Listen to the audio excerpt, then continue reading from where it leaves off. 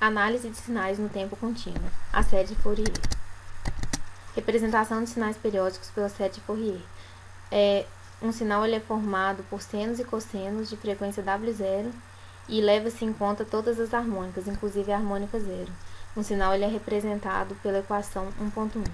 Para provar a periodicidade de xt, nós temos que x de t deve ser igual a x de t0 mais t.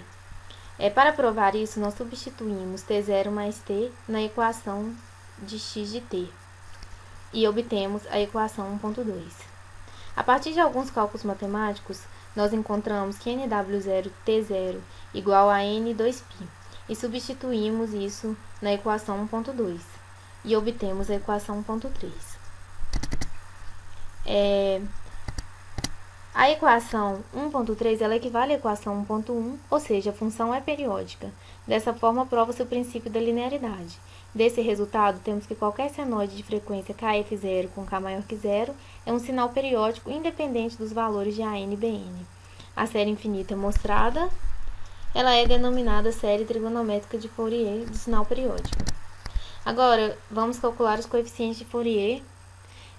Nós primeiro consideramos a equação determinada por 1.4.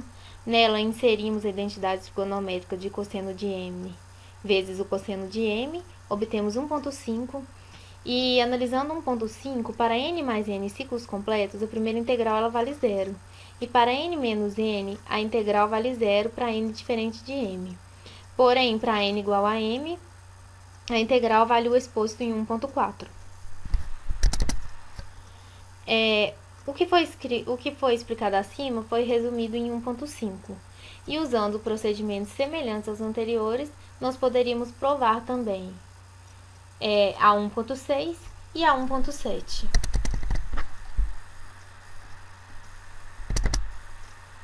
Agora, vamos determinar o A0.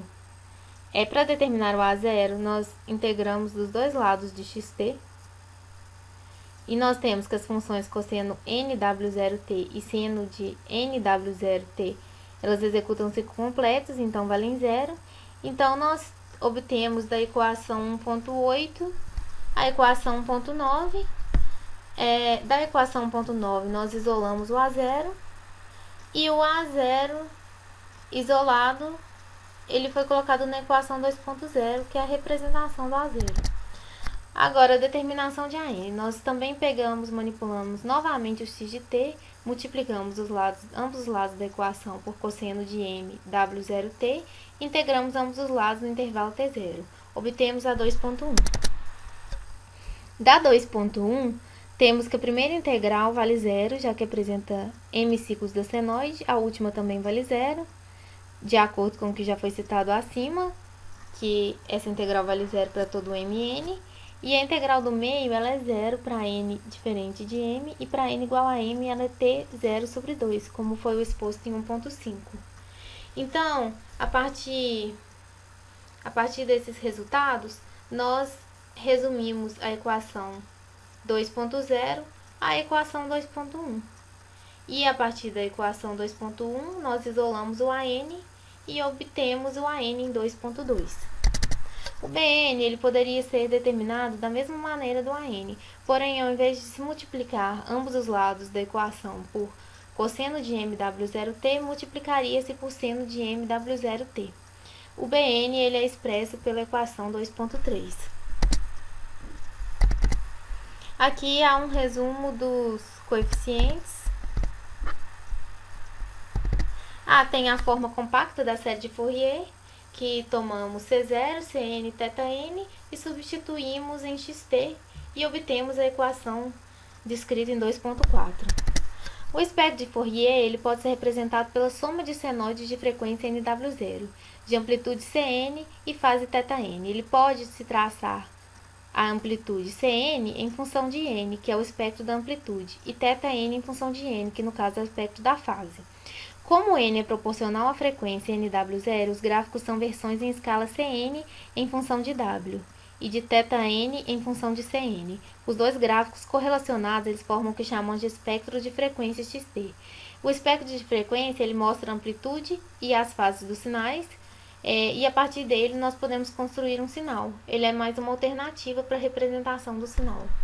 Nesse exemplo, nós vamos abordar o conteúdo explicado. Ele pede para determinar a resposta em frequência de H elevado a JW de um sistema cuja resposta ao impulso é Hn igual a 0,9 elevado a n de um n.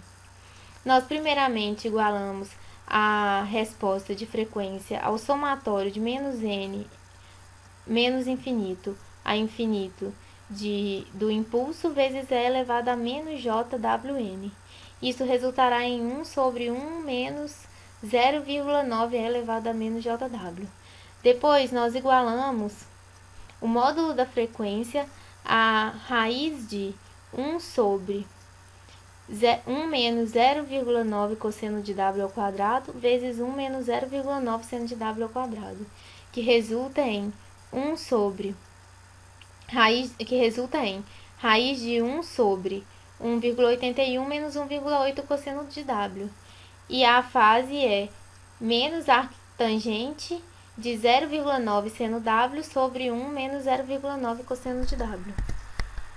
Esse exemplo ele foi plotado no MATLAB e aqui estão a magnitude e a fase. Venho falar de simetria, na qual tem 3 classificações, sendo ela simetria par, simetria ímpar e simetria de meia onda. Mas antes disso, temos que lembrar de como são os coeficientes de Fourier, e que para sinais simétricos, temos que a integral variando de menos meio período até mais meio período é igual 2 vezes a integral variando de 0 até meio período. Aplicando essa ideia, temos o dobro dos coeficientes variando de 0 até meio período. A simetria par é formada somente por termos em cosseno, então pode perceber que Bn é igual a 0. Usando o gráfico como exemplo, podemos tirar a sua aproximação apenas com os termos em cosseno. Aplicando os coeficientes na série de Fourier, temos x de t, que é comprovado pelo gráfico como sua aproximação. Ao contrário de simetria par, a simetria ímpar é formada somente por termos em seno.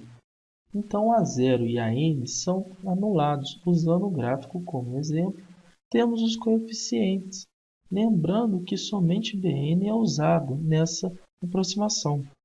Aplicando os coeficientes na série de Fourier, obtemos o x de t, que também é comprovado pelo gráfico. A simetria de meia onda é aquela que, ao ser deslocada metade do período, não sofre mudança, exceto pelo seu sinal. O gráfico usado no item anterior se encaixa nessa descrição. Então agora vamos falar de frequência e período fundamental. Primeiramente a definição de ambos. Frequência fundamental é o maior número de qual todas as frequências são múltiplos inteiros. E período fundamental é o menor valor de P, sendo esse P um número real positivo. Depois o método para calcular tanto a frequência como o período fundamental. A gente vai chamar a frequência fundamental de ω0 e o período de T0. E para calcular primeiramente a frequência, é usada a função ω0 é igual a 2π sobre T0, sendo esse T0 o período fundamental. E para se encontrar o período, chamado de P também nesse caso, é necessário usar a função que é f de x é igual a f de x mais P. Agora, dentro dos períodos, se encontrar os harmônicos.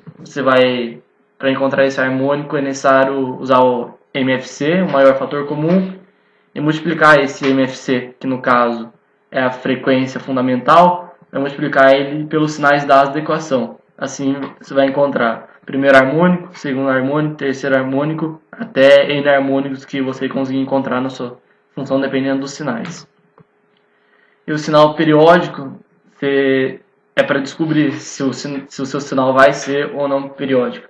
Para fazer isso, você vai pegar a razão de todas as frequências dadas. Caso o valor obtido for um número racional, o sinal vai ser periódico. Caso não for obtido um número racional, o sinal é não periódico. de como você vai encontrar a frequência, o período, os harmônicos e se o sinal é ou não periódico. Então, para calcular o ômega zero, no caso a frequência fundamental, será utilizada a razão entre o MFC, a razão do MFC com o MMC, que seria o menor múltiplo comum.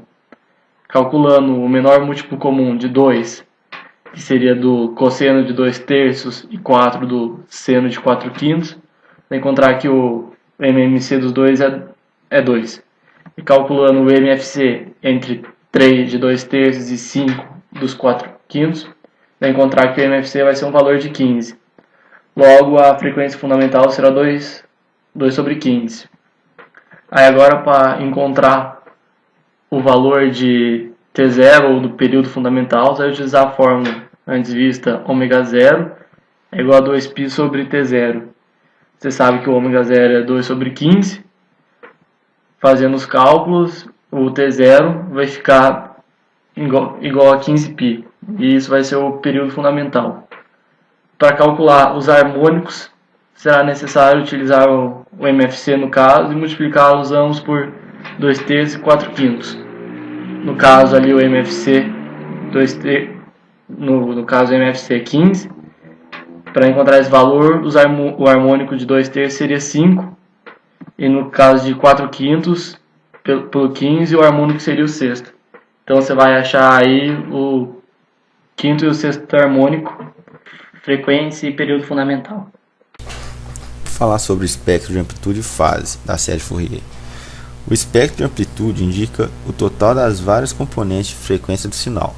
Se o sinal for uma função suave, sua variação será lenta, e para sintetizar esse sinal precisamos de senoides de frequência predominantemente baixa e uma pequena quantidade de senoides que variam rápido com uma frequência alta. Sendo assim, para sintetizar um sinal precisamos de poucos termos da série de Fourier para uma boa aproximação.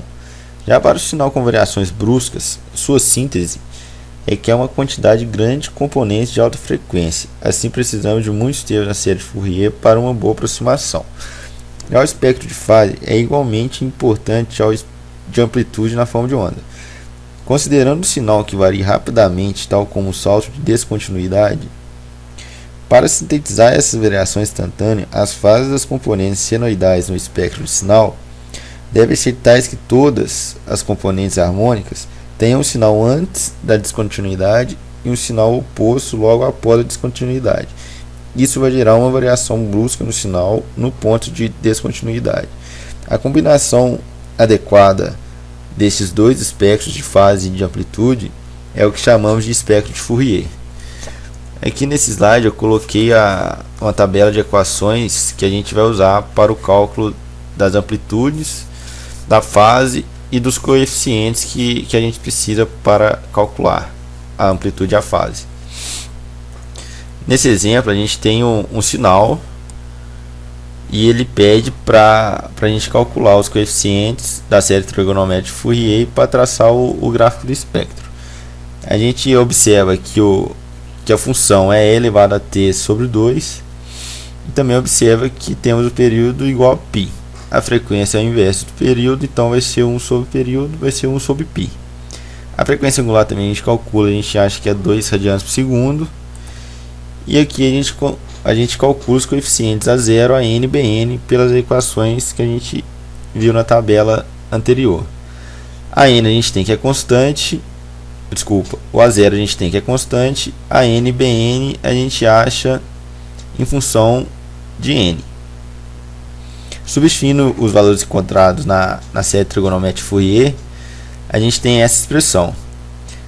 Essa expressão, depois que a gente calcula a amplitude e a fase, a gente pode substituir e fazer o somatório. A gente vai ter a expressão completa a expressão completa da série de Fourier. Aqui a gente calcula o C0 e o Cn e o θn. O C0 e Cn são amplitude e θn é a fase. A gente acha também o Cn e o θn todo em função de n. Quando a gente substitui o valor de n, n igual a 0 a gente sabe que é uma constante, e 1, 2, 3, 4, 5, 6 e 7 são as harmônicas. somadas, são as harmônicas somadas na série trigonométrica de Fourier.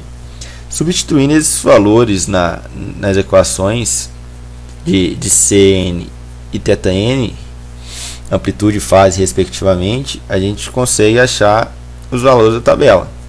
Com esses valores fica fácil da gente traçar o gráfico dos espectros de amplitude e fase. Como vocês podem ver, à esquerda a gente tem o espectro de amplitude e à direita a gente tem o espectro de fase. A série exponencial de Fourier. Conforme foi visto até agora, todo sinal periódico xt pode ser representado em termos de cossenoides e senoides, em um somatório. A esse somatório dá-se o nome de série trigonométrica de Fourier.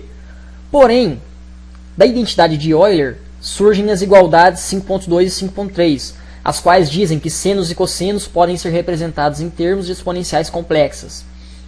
Substituindo essas representações na série trigonométrica, chega-se à série exponencial, a qual está dada em 5.1, que mostra que, para um somatório de n de menos infinito a infinito, de um coeficiente dn vezes uma exponencial e elevado a j n ômega t, tem-se uma representação do mesmo sinal xt. Os coeficientes dn podem ser calculados seguindo os seguintes passos. Primeiro se multiplica ambos os lados por uma exponencial e elevado a j n ômega t, menos, negativa no caso, e integra-se ambos os lados dentro de um período. Essa integral pode ser resolvida facilmente analisando-se essa exponencial à direita, e elevado a j ômega 0t vezes n menos n. Em 5.5 tem-se essa exponencial trabalhada isoladamente e expandida pela identidade de Euler, a qual nos dá uma integral de um cosseno de n menos n, que representa a parte real da igualdade, mais uma parte imaginária que é a integral de um seno com o mesmo argumento n menos m, integrado dentro de um período. O argumento n menos m é a chave para a resolução dessa igualdade. Fazendo-se m igual a n, o argumento vai ser nulo. E o cosseno de zero é 1. Logo, o que vai sobrar dessa primeira parte, a parte real, vai ser a integral de dt dentro de um período, que vai ser igual ao próprio período t0. Já o seno de zero vai ser zero. E para os casos em que m é diferente de n, terá-se cossenos e senos quaisqueres. E as integrais de seno e cosseno dentro de um período é zero. Tudo isso está sintetizado em 5.6. Substituindo 5.6 na relação 5.4, tem-se a fórmula para o cálculo do coeficiente de índice n, conforme pode ser visto em 5.7. Observando 5.7, vê-se que tem uma exponencial aqui, e elevado a menos j n ômega 0t. Essa exponencial pode ser expandida pela identidade de Euler, o que vai resultar nessa igualdade em 5.8, a qual tem-se 1 sobre t, no caso t0, que é o período, vezes a integral de um cosseno do período, menos uma parte imaginária dividido por t0, que é a mesma coisa da parte real, vezes um seno sendo integrado dentro de um período. Voltando anteriormente às equações de cálculo do AN e do BN da série trigonométrica e comparando com essa equação 5.8, fica claro que o coeficiente de índice n é simplesmente AN menos JBN dividido por 2. Fazendo um comparativo para o caso em que n é menos n, cosseno de menos n é igual a cosseno de n, ou seja, não vai mudar nada. Agora, seno de menos n é igual a menos seno de n. Julgando isso em 5.8, como já tem uma subtração da parte imaginária, terá-se simplesmente o que é dado em 5.10, o conjugado de 5.8. Ou seja, dn e d menos n são conjugados. Os coeficientes também podem ser comparados em termos da série compacta. AN menos JBN é igual a Cn vezes E elevado a Jφn. 5.11. Comparando-se com 5.9, tem-se que simplesmente dn é a metade de Cn vezes E elevado a Jφn. No caso em que n é igual a zero, é válido que d0 é igual a A0, que é igual a C0. Na forma polar, d índice n vai ter a seguinte representação. d índice n é igual ao seu módulo vezes E elevado a J vezes a sua fase. O módulo de dn que no caso também será o mesmo módulo seu conjugado d-n, vai ser Cn dividido por 2. Já as fases de dn e de seu conjugado serão opostas. A fase de dn é φ índice n e a fase de d-n φ índice menos n, que vai ser igual a menos φ índice n. Esses valores de amplitude e fase serão utilizados posteriormente na determinação do espectro. Efeitos da simetria na série exponencial. Voltando aqui de novo na equação 5.9, nota-se que d índice n tem uma parte real e imaginária, como já foi falado. No caso de simetria par, que terá somente os termos em cosseno, terá-se somente os termos a n, ou seja, somente a parte real de d índice n. Considerando-se somente a parte real e a equação 1.6 para o cálculo de an, já é fácil de se obter dn. As fases irão assumir 0 ou mais ou menos π, porque se você tem um número complexo, a parte imaginária é 0 e a parte real é diferente de 0, esses são os valores de ângulos que são naturais de se obter. Agora, para simetria ímpar, vai ser feito o mesmo processo, só que utilizando a equação 1.7, que calcula dn, que é a parte imaginária de dn. Para um número complexo em que a parte imaginária é diferente de 0 e a parte real é 0, espera-se que as fases assumam os valores de mais ou menos π sobre 2. E por último, o espectro exponencial de Fourier. Nesse caso, pegamos os valores obtidos no exemplo 3, aquela serra exponencial da imagem 4.1, jogamos esses dados no software MATLAB e através deles obtemos esses gráficos aqui, o chamado espectro, que tem a amplitude e a fase em função de n. Nesse caso, foram consideradas harmônicas de menos 10 a 10, que, como pode-se saber, como foi dito anteriormente, a forma exponencial admite valores negativos. E por aí se encerra nosso trabalho. Muito obrigado a todos pela atenção.